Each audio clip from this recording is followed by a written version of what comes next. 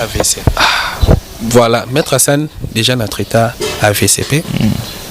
Donc, nous avons énoncé tes formules on est à la plus simple. C'est juste pour mat ou essayer de prière dans une semaine déjà muscle et bandi.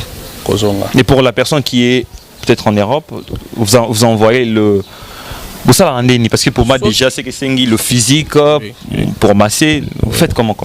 Ce qui est mon musique, on a une procédure à Liboso.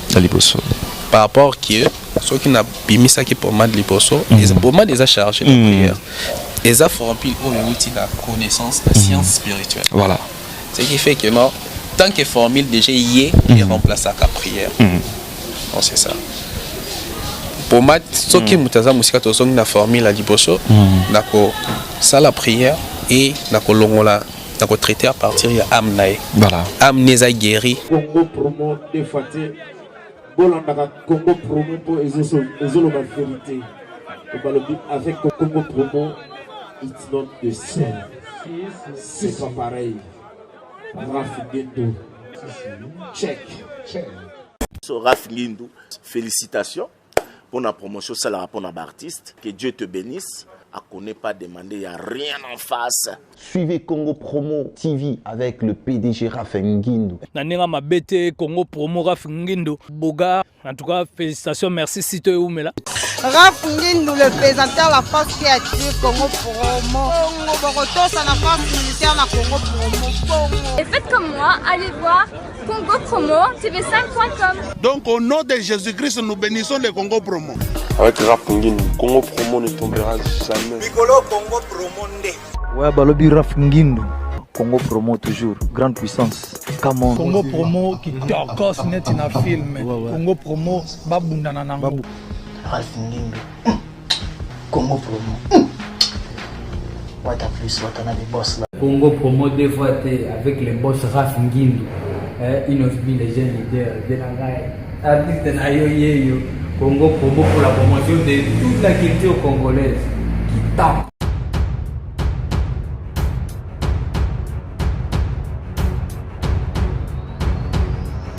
Bonjour mesdames et messieurs, merci de rester branchés sur Congo Promo Télévision dans cette grande émission Excellence présentée par Scotty Kabalou, la justice de la presse.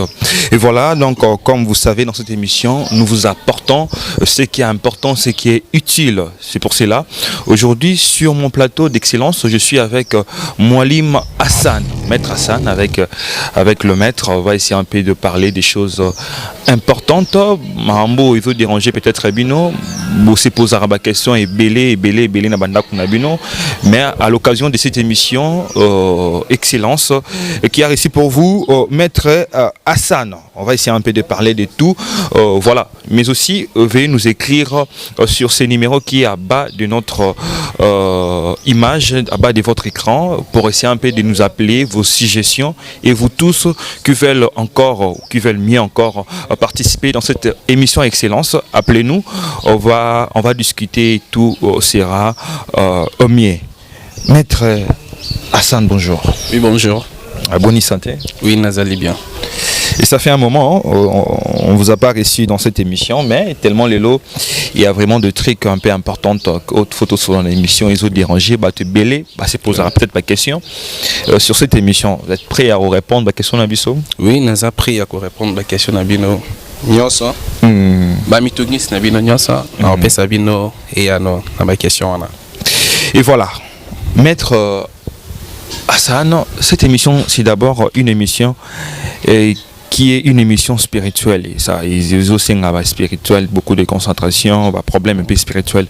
On peut savoir, avant de tout commencer, c'est quoi la spiritualité? Oui, spiritualité, on a des questions monene. Oyo ko répondre yango esenga maloba ebele. Mais pour nanazala bref, voilà. Na éclaircir na batu ebele, spiritualité zali force. Voilà. Ezali pouvoir oyo absolu. Pouvoir on ezali pouvoir ya Nzambe. Nde to représentaka yango to bengi yango spiritualité. Donc pouvoir ya Nzambe est absolu. Pouvoir ya Nzambe eza na capacité ya ko créer nyonso eza na capacité ya ko détruire nyonso eza na ba capacité moko eza infini oyo ni ngai ni bato bakolanda biso baoki ko définir yango na précision yango wana nde tobengi spiritualité. Voilà.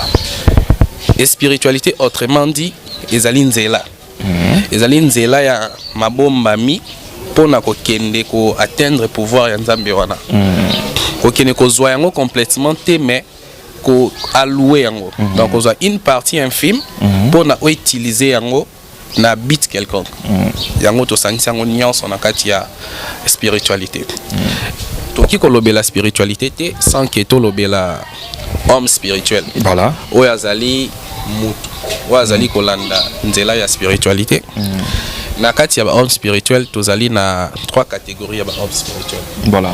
La première catégorie tozali na mutu azolanda spiritualité. Mettre votre micro, hein, il est un peu comme ça. Ah ça va ça. Voilà. Mutu azolanda spiritualité mais inconsciemment. Voilà. Azali na première catégorie ya ba homme spirituel.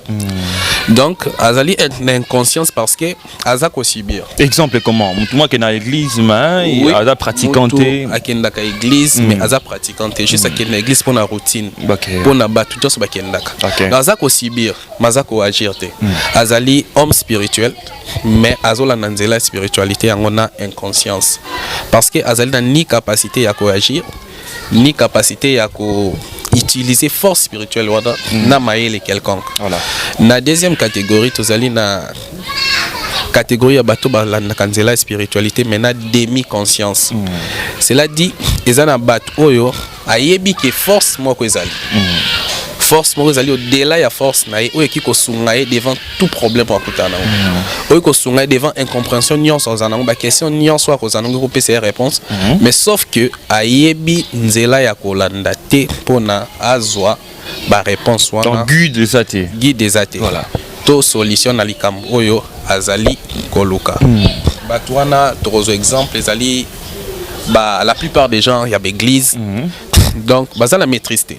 Là, vous parlez de l'église sans pour autant voir des mosquées, bien aussi un exemple en général. Ah, ok, c'est bon. En général. Voilà, on comprend maintenant. Donc, ayebi jusque non, je vais prier. Nakosambela mais habiter comment je vais prier. Dans un demi-conscience, habiter force moi vous allez. Habiter comment accéder à la force. La troisième catégorie, tu as une catégorie à bateau ba exerçaka dans la spiritualité, na conscience, na science. Na conscience ali parce que yebi que force moko ezali au-delà ya force na ye ou ekiko sungai azoba réponse na ma question na nyonso. Voilà. Na science parce que azana connaissance ya eloko ya kosala devant chaque problème. C'est-à-dire que devant problème oyo na kosala likambo boy. On eza connaissance eza science. Donc la troisième catégorie on eza na catégorie ya bato beng ba maître. Ba maître. Na kati wana kokuta ngai, kokuta ba maître misusu bazali na kati wana. La troisième catégorie on a surtout différencier degré. Il y a bato oyo bazali na kati o ba nyonso bien ba maître. Ba maître voilà. Dans na kati ya ba maître ba degré zali. Na kati ya ba maître degré zali. Voilà. Na ba degré on ezali nzela spiritualité. Donc réponse on azo pesa plus en général, ils ont concerné na première catégorie. Spiritualité esengaka mutu à se vider. On est ça, mamtolobela mingi pina ba émission elekate. Et c'est ngaka mettre à se vider. À se vider comment? Expliquez-nous. Hein. Oui. À se vider comment? Il faut ils ba pratique. Mais ils ont un peu caché, ils ont enseigné na mutoyo, azana volontaire la nanzela. Mais il faut se vider. Au se vider les aller plus oser se vider, plus on a capacité à incarner force ou les force spiritualité. Voilà. Plus on a capacité à incarner force, on a plus on a facilité, na pouvoir y a quoi utiliser. Donc par exemple na koloba muto azana bidon, il y a 25 litres, azana capacité à coacher 25 litres à main na kati. Muto azana bidon il y a 1 litre, ana capacité à coacher 25 litres à main na kati. À coacher 1 litre. Voilà. Yango wana mettre plus azo se vider homme spirituel plus azo se vider plus azo ko incarner nzambe plus azo ko incarner nzambe plus azo ko incarner pouvoir ou ezali pouvoir la spiritualité plus ba capacité nous koma illimité wana ezali synthèse moi nini muke parce que pour expliquer spiritualité dans temps muke c'est un peu difficile et ça vraiment pas si mingi. Voilà donc notamment notre deuxième question. Nous voulons savoir, maître, vous avez la capacité à bah misala nini. Parce qu'il y a des gens à Poto, peut-être en Europe, il y a beaucoup de problèmes à ce niveau-là. Mamikanda, Mbongo, Simbara, ici là, Garaboye, Maramboyeza, qu'on a avancé 20 ans à Poto, on sait les locaux. On veut se demander, mettre en la capacité de résoudre les problèmes, il n'y a pas tout. Merci pour la question. Maître, premièrement, des Nautikoloba. Maître. Aza Moutoua réussir pour incarner vite. Et Mwali Massan, maître Hassan de Nazali Bosso, awa, Naza na capacité pour incarner vide mon coin monene, c'est que Naza na capacité mon coin presque illimitée. Il y a que sunga Moutou na chaque problème qui se présenter. Qu'importe quel problème qui se présenter. Notamment, quel problème, comme exemple, peut-être déjà mettre à ça là. Mingi, pour ma affection. L'affection. Pour ma blocage. Voilà. Moutou a bloqué, qu'importe, blocage est belé. Il y a un blocage mystique, il y a un blocage physique. Voilà. Aux autres, on chance, il y a un blocage plus physique. Il y a un blocage spirituel. Donc, le blocage, il y a un kunda déjà. Donc, il y a un kundo là. Débloqué. Donc, par exemple, les belé, ils sont tellement belé. Donc, mettre à la capacité de fixer à l'eau qui est la capacité illimitée. Mais ici, il y a un avec toute sincérité, on répond que nous allons en déjà. Bon, qui mettre à la tonneau, ouais, à incarner vite. Azana a une incapacité, mais deux fois tant ils a imposé un problème. Voilà. Et cause en est l'eau, oyo senga réalisation nango natan nango ezali erosi katembele ça le quoi mutu asengi bela enferme ndako nae ezeloko oyo impossible ezate mais ekosenga temps et énergie mingi pour na mettre à matérialiser eloko wana dans un exemple moko ya grave pour na la sekina se wana mamboza petenyoso. Et puis, parce qu'il y a des gens peut-être ils sont partout dans le monde entier parce que cette chaîne Congo Promo Télévision, elle est suivie partout.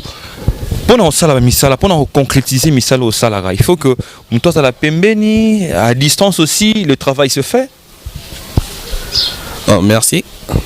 La spiritualité, musika na Pembeni zalarate. Baebi que mutu soka se détacher dans nzoto nae. À se déplacer à 1 seconde, dans 1000 km. Donc, distance, égalité la spiritualité. Même si Aza Musika, même si Aza Pebeni, essayer de mettre à se déplacer pour assister. Mais essayer de bengi volonté. Il faut à se manifester que Azana problème ou Azana volonté, Azana pose pour la solution na yango. Wana il suffit pour d'ailleurs. Nyon ça sali déjà sali pas naï ou etikali ezali pas au mettre à ça là pour à résoudre les cambonais. Voilà. Et puis par rapport à durée, parce que vous avez aussi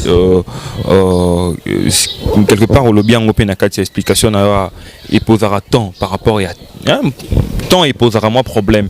Mais yomo to yebi na batba la biso que si quelqu'un a un problème, a besoin de solution, to yebi ndé moté mais à la moins mbango. Durer, c'est combien de temps pour que l'Ikambo ou bien solution, il y a problème au PSAE, tout chaque problème ils ont moyen. Ils ont peut-être peut exemple en faire pour un titre exemple non problème moyen exemple affection problème il y a finance ça demande combien de temps? Bon. Dirais dans l'eau basse, répondre en généralité pour la mettre nyonso, dans bateau nyonso dans la spiritualité. Même dirais il y a prière et dépend de la capacité aux anango yako conserver vide, capacité vide au développer, ndépé saka rapidité dans misala aux sala. Et en deux, essayer ngaka vide ba développer kayango na ba retraite. La retraite. La retraite. Il faut signaler que vous avez pendant votre carême. Carême. Voilà. Maître Hassan Aza à côté bimi bao baebi ngai baebi ki nazalaka pendant souvent voilà des fois nazana zate nazana retraite na bimi nazoni kaka bongo donc on a développé vite dans kai makasi on a développé yango tellement makasi et rapidité à ba travail où on a appelé ça comme tout délai ezali 3 jours au maximum pour un problème moyen. Ce qui est un problème simple, c'est le que ça les managers encore. Ce qui est un problème c'est un peu plus complexe. C'est un maximum. C'est un problème numéro 100 dans la journée, exemple. Bon, problème affection c'est le que ça simple. Oui. Bah, problème il y a ouverture. Et ça ouverture ciblée. Il y a des ouvertures. Il y a un mouton qui est dans un poste qui est un bon exemple pas na yo. À cibler yo. Et c'est le que ça manager. On a c'était là 3 journées c'est kende au besoin. Voilà. Mais deuxième ouverture ça ouverture ils allaient cibler té. Mutaza na poste bon mazo s'attendre que nzambe mutapé c'est donc univers n'est pas là. Voilà. On a aussi ouverture ça générale. Ce qui fait que non, les projections est un peu plus large par rapport aux projections qui dans cible les alliés qui dans ce type directement et pas là on les a poussé dans la wana et c'est au moins 3 jours voilà donc maximum 3 jours maximum mais c'est 3 jours ça va travailler mais sous les applis complexes c'est un maximum donc mettre peut-être ça travail monté besoin 1 mois 2 semaines non té travail et comme 1 mois 2 semaines té on est allé délai makasi trop voilà 2 semaines on les a coloqué comme nene makasi ma travail simple même si c'est un peu complexe et qu'on commence jamais 2 semaines. Voilà. Oui. Par rapport il y a des degrés à mettre à Zali. Ça que non, on a des degrés, on a la capacité à incarner vite, mais on a l'assurance que travail nous ça là pas plus de 2 semaines. On essaie qu'on a yomo konan, on travailler sur les carbone alors que les a incarné dans vite, les autres travaillent sur yoti au compte on a degré ou on est-ce que et répondre à la solution. Parce que maître quand vous me répondez toujours aux soutenir toujours degré. Maître dans quel degré? Yo, vous avez un premier degré, deuxième, tu as un grand maître PAU à Zali ou bien tu es déjà maître? Le degré ni maître à Zana? Entre super maître na débutant. Dans un super maître était, mais dans un degré où il y a un peu l'école au Makasi. Voilà. Oui. Mais il y a encore des super maîtres au Petoyebi, Bazali? Oui, il y a des gens. Oui. Oh yo. Bazali, mais sûrement Bazali spirituel. Bazali physique. La physique, okay. Oui. Donc, le bâté qui n'a pas l'école tant que Bazali au Kangai. Parce que il n'y a pas de super maître physique. T'es super maître physique à Zate. Waouh. La physique, Bissotoza parmi en tête. Voilà. Oui. Et puis dans ce que vous faites, les gens ont peur, hein? Aroya na problème na e aussi na solution au PSAE et il y a les gens ont peur. Est-ce que makila bosse nga makila te po bakindo kala to ba bon oza kindo kité ozali yomo le bon na suka tu vas nous répondre parce qu'il y a une question il y a na suka voilà. Namamo essaiera qui peut-être lobby ou pas mutamayele mutumoro boyebi makambu pour appeler cette solution envoyer des gens bah utiliser plus sacrifice au moins sacrifice humain sacrifice peut-être soso. Est-ce que dans ce que vous faites vous demandez aussi de telles choses peut-être la vie humaine peut-être soso bablomo boye symboliser makila maître baza ibélé n'a pas répondre puisque tout ni na obo salaka par exemple en généralité à répondre pour ma part ils ont un maître baza pencher plus dans négatif voilà oui.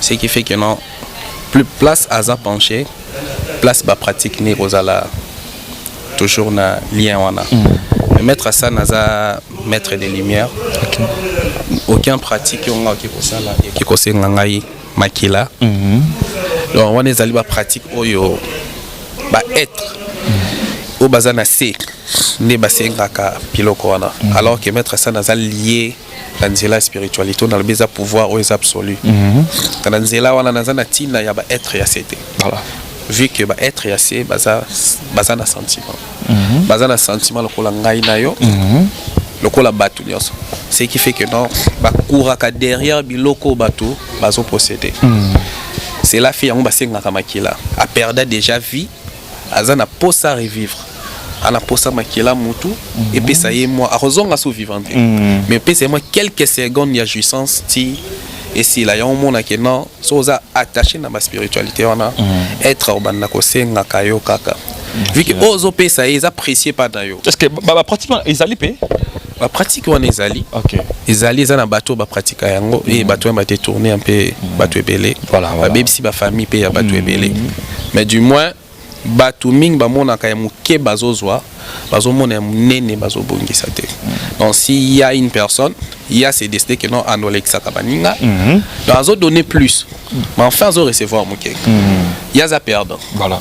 Parce que être oyo asal sengaka makila suka sengaka mutu oyo azana contact nae parce que tout natika ka zoyo poko voilà la pratique on est difficile vraiment que mettre Hassan à sala yango vu que nazana connexion yango teza na se makasi par rapport ya nzela o ngana zana mais quand même ba pesa ba solution par rapport à ces pratiques là.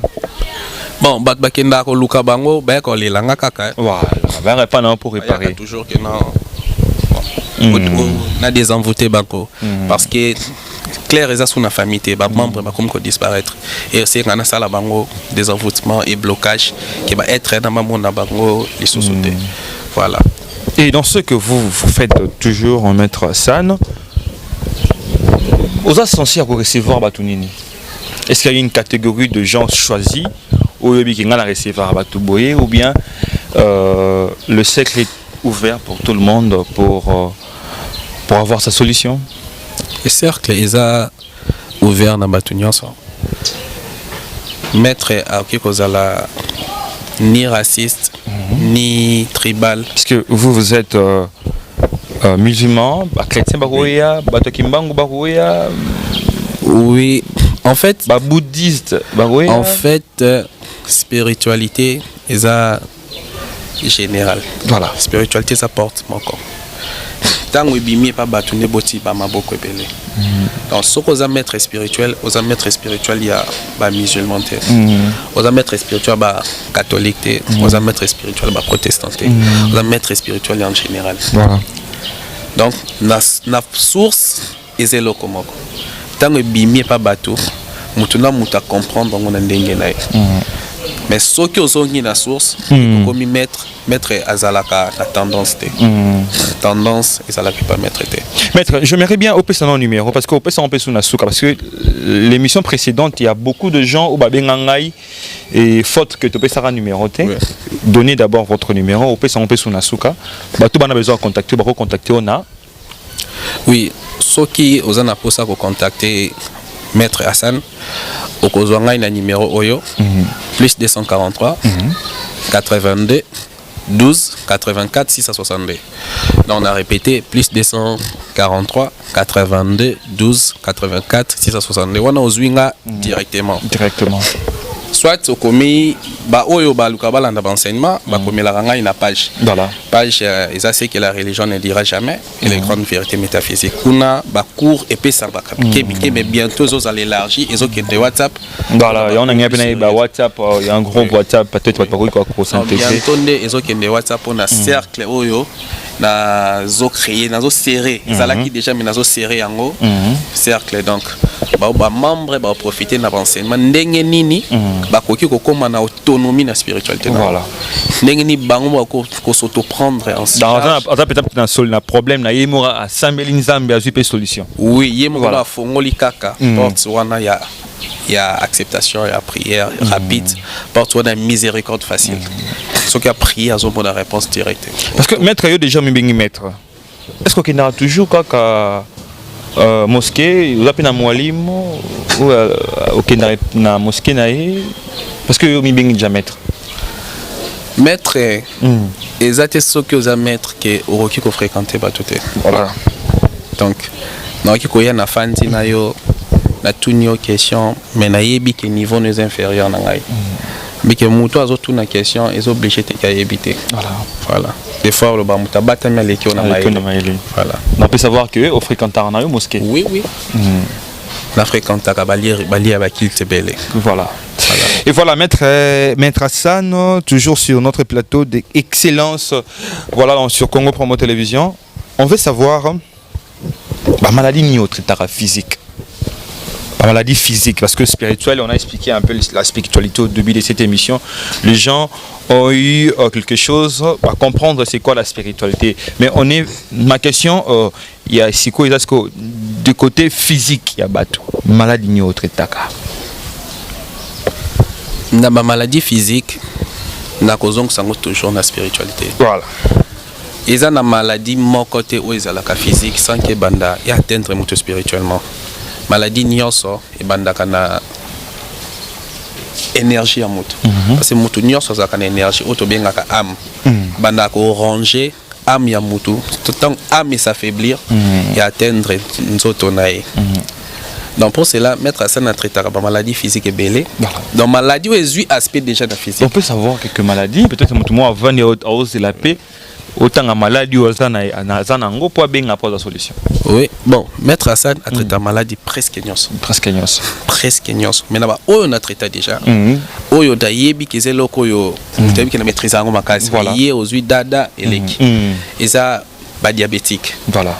Bas diabétique, mettre à ça na vraiment la solution na yango. Et ça la de loin, et ça la de près. Yebi formule oyo totambola kana yango côté science il y a connaissance nangai côté conscience côté science côté science donc vous avez de remèdes que vous pouvez saper mon tout. Oui, voilà vous comprenez facilement. Mais spirituellement voilà yebi ndenge ni na kiko bimisayo esprit ou ron chaque balade ça de esprit ou tambola na ene rose esprit ce n'est pas l'organe peut-être pancréas foutu. Oui yango noti koloba abi maladie nyonso et banda kana spirituel et bandi ko beli ça spirituellement avant atteindre physique na voilà et atteindre la physique après temps. Donc maladie déjà banda qui on a spirituel non mais physique non nous a qui atteindre. Voilà.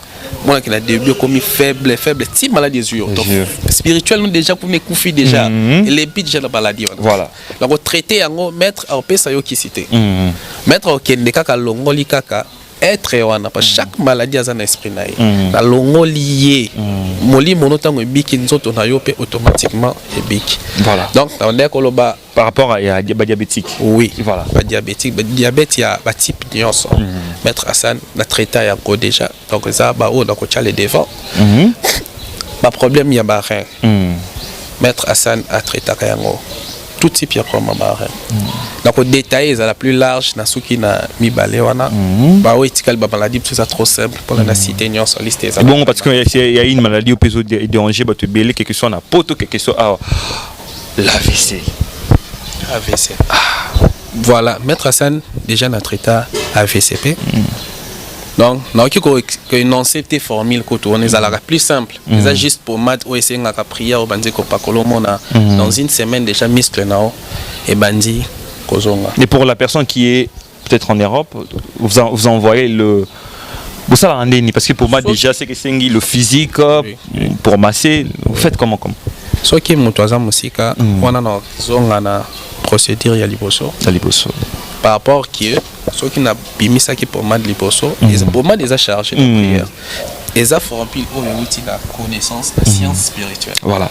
Ce qui fait que non, tant que formule déjà y est, il remplace la prière. Donc c'est ça. Pour moi, ceux qui n'ont pas musique, ils ont une formule à liposo, ça la prière et la colongola. Donc traiter à partir de l'âme naïe. Voilà. Âme n'est pas guérie, nous autres on est automatiquement et cause à la guérir. Voilà. Donc comme dit chuté, ça nous reste deux questions je crois parce que déjà la télévision c'est le temps et les bonnes choses aussi ne durent pas voilà. Maître Hassan, Mwalim, parce que déjà on doit dire que aux amis musulmans voilà. Mais toi et banano, je dis à Zana Niponayo. Jésus redéfinir Jésus comment? Parce qu'il y a des gens qui disent aussi Jésus c'est un Dieu, c'est un Seigneur, c'est un grand maître, c'est un magicien. Tu belé, maintenant tu ça. Bah réponse c'est leur conviction et selon Maître Hassan.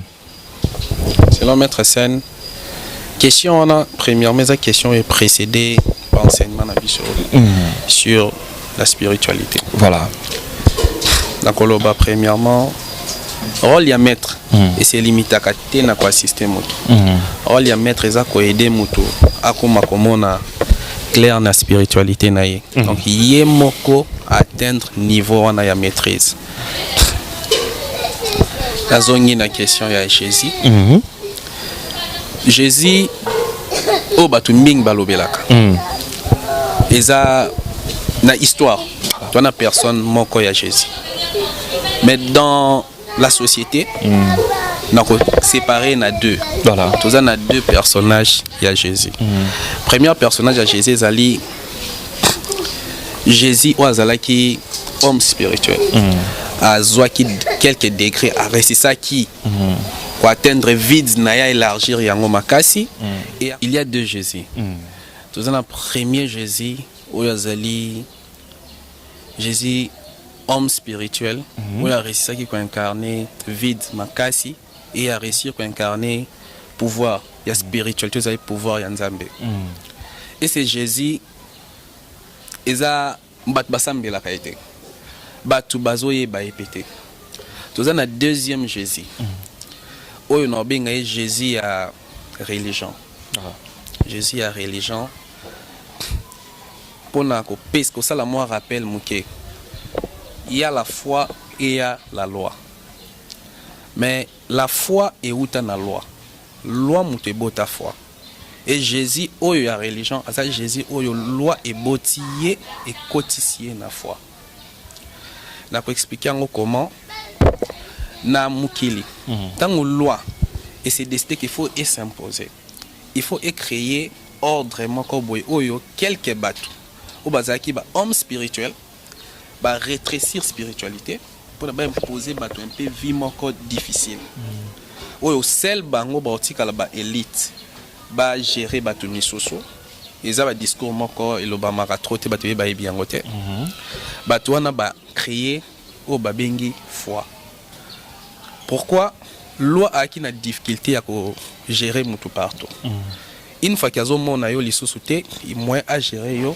ezate ba koti butu da conscience mais c'est que non il faut croire aveuglément donc c'est fait que mutu na zana conscience mazana science te alors que bango moko bazaki ba maître spirituel bazaki ta conscience na science ba privé batu misusu ba pesi bango religion ou eza foi ezali ko compléter loi juste pour na ko gérer batu que bazala un peu na ba limite misusu na makambo oyo loi azana capacité ya ko surveiller te foi à surveiller ba ko yebo ko za ko bi surveiller parce que azali ko banga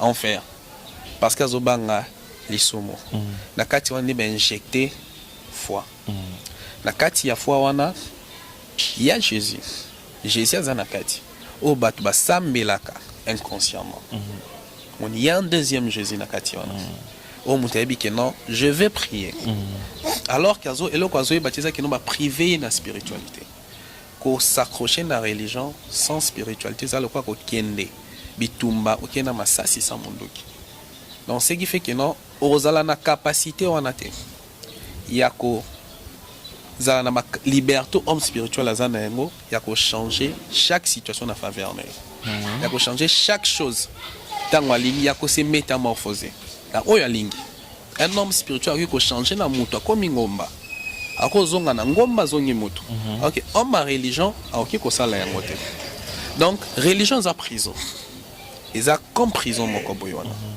amoni maîtrise ezosenga batu babima ba comprendre babima na religion babima na religion penzate parce que religion ça ko compléter loi ils ont créé moi ordre moko boye mais jusque base wa conscience ceux qui mutazu conscience à se détacher na religion yemoko voilà parce que akomi kolanda sikoyo tela na yemoko comme tout temps na zongi na Jésus étant que homme spirituel étant que Bouto a réussi ça qui peut incarner vide et a incarné pouvoir divin makasi azali na ko benga un mentor pour na maître Hassan alors exemple pendant le parcours naïe spirituel mais Jésus a religion aza mentor na ngaité c'est leur conception bato o bat bazo concevoir pas idée bat bazan même idée à Jésus donc Jésus a religion aza un peu écarté Aza un peu écarté parce que Aza est pas maître Azali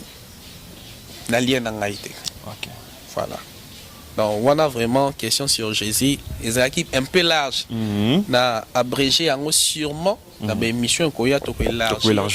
Conception au maître à Tchabato un peu plus clair. Réalité et ani parce que makamweza moi mingi où y a qu'on révélé entre loi na foi. Parce que moni plus batbazo s'accrocher na religion sans spiritualité. Plus Torbanoz a toujours dans ma difficulté. Dans ma moka presque. Parmi les élites, on a lobby qui se pointe à imposer foi comme loi masquée.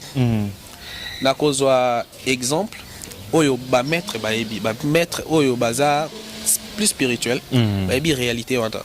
Ce qu'on dit ba pays européen, ba pays yamindele, ba États-Unis, au Congo bazala kanaba génie pas surveiller kamboka génie wana soka lobi ke azo surveiller train de vie na bino yo okobongate yem tazo coincé donc senti que mutazo se plaindre que naza bloqué nyonso na sala kambongo ekipa ngala maboko ok génie wana za génie économie yem tazo gérer vie na mboka aliki te enrichissement za na niveau moko alingi professeur qui est à niveau maintenant soyoza victime wana yem tazo gérer dans la plupart des gens bazada kati ok aussi longtemps que batwana baza s'accrocher na religion bakoki ko bimate ba c'est lamenta kakati bakoleka na mukili bakufi alors que muto akufi mécontent suite neza la rapasi ok pour son monde en plus nalinga ko sensibiliser batu baya na nzela ya spiritualité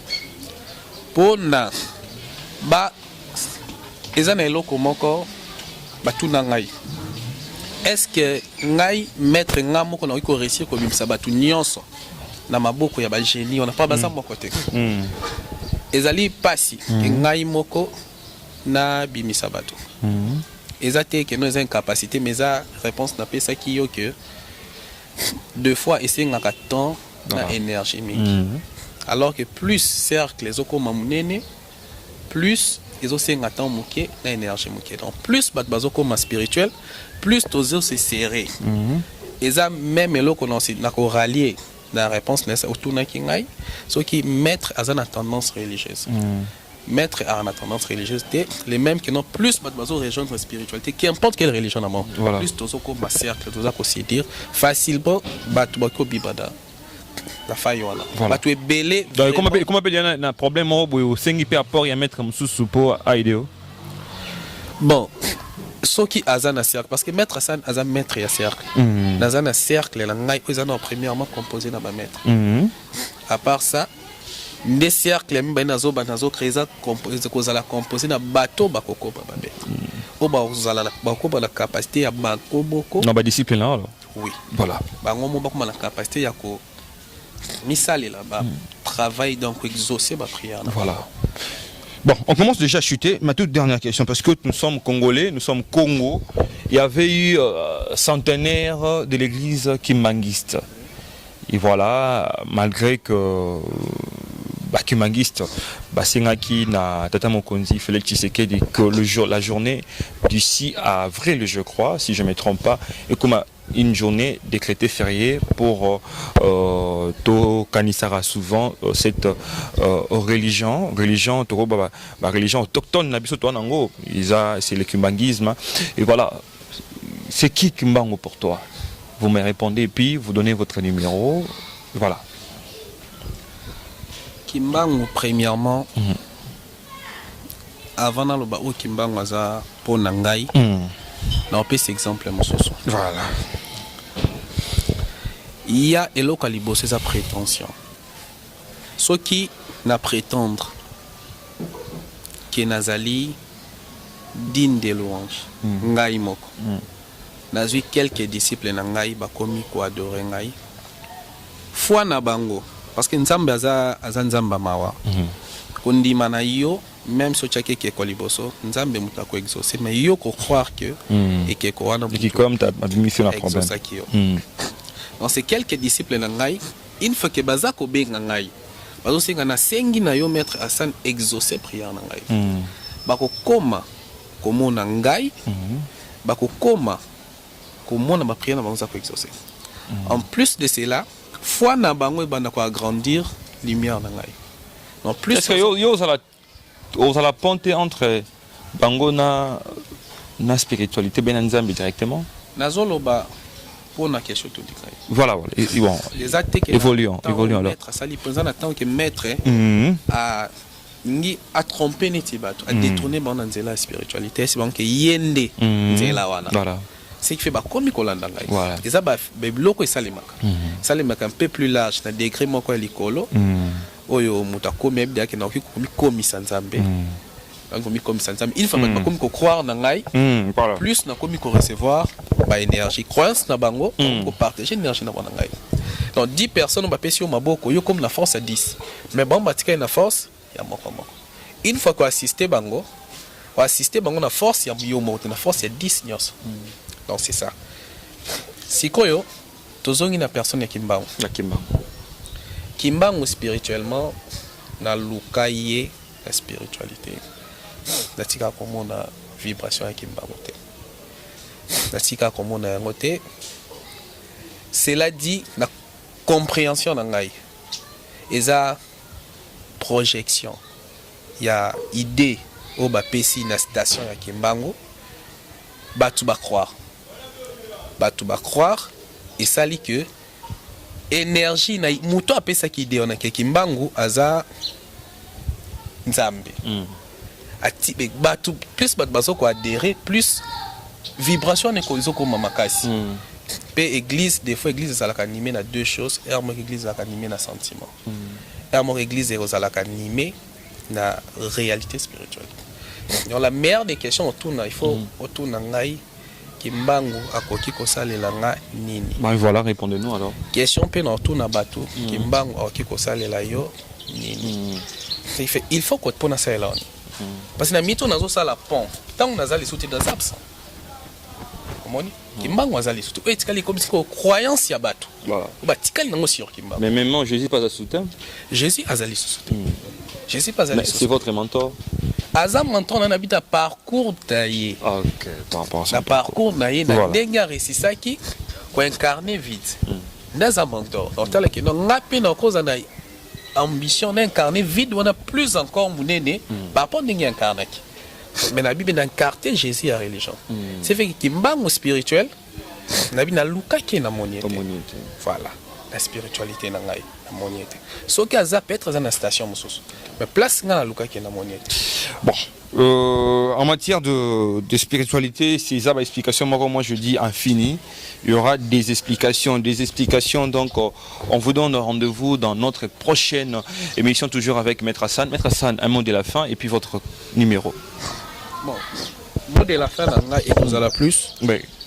Vu que Tolobeli, deux religions, deux tendances, il y a spiritualité et c'est manifesté dans la religion. Alors, il ne faut pas trop s'emporter plus dans le sentiment. Il faut plus se demander qu'on a une preuve. Parce que la religion, il y a une preuve, la spiritualité, il y a une preuve. Il faut plus qu'on ait une croyance.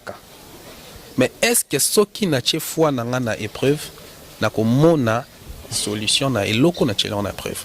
Une fois que tu as foi dans une épreuve, au moins, il faut comprendre que foi n'a pas de base, il y a foi n'a pas de solité. Et on a fait la recours à maître compétent. Oh, c'est là, il y a pont.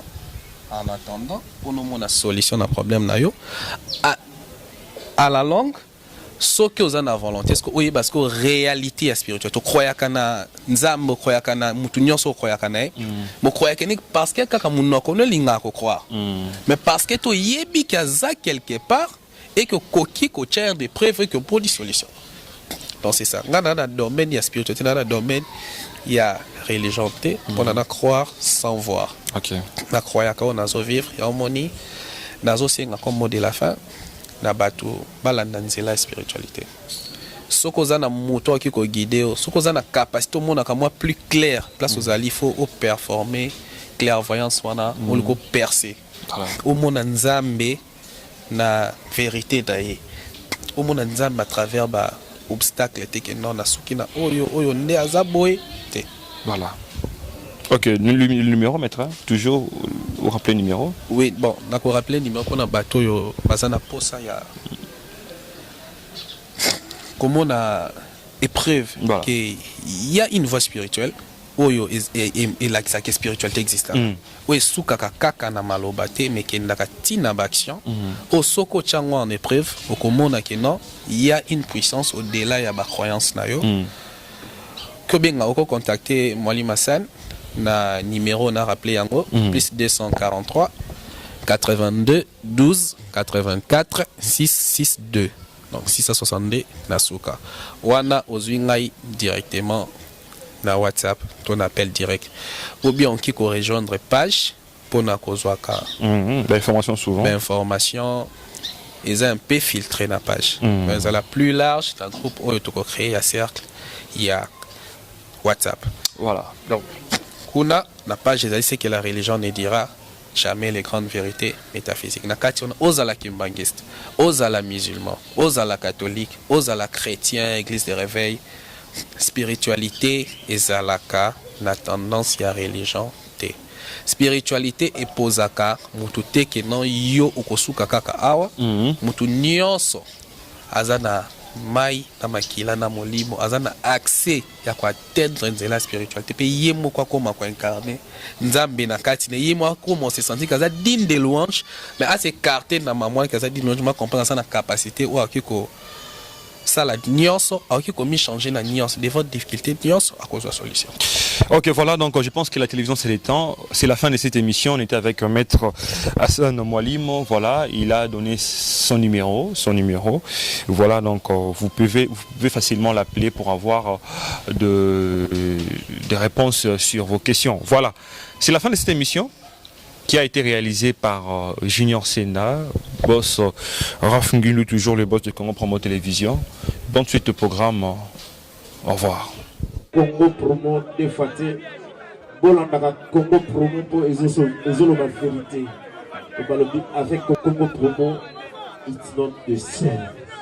C'est pas pareil. Raf Ngindu. Check.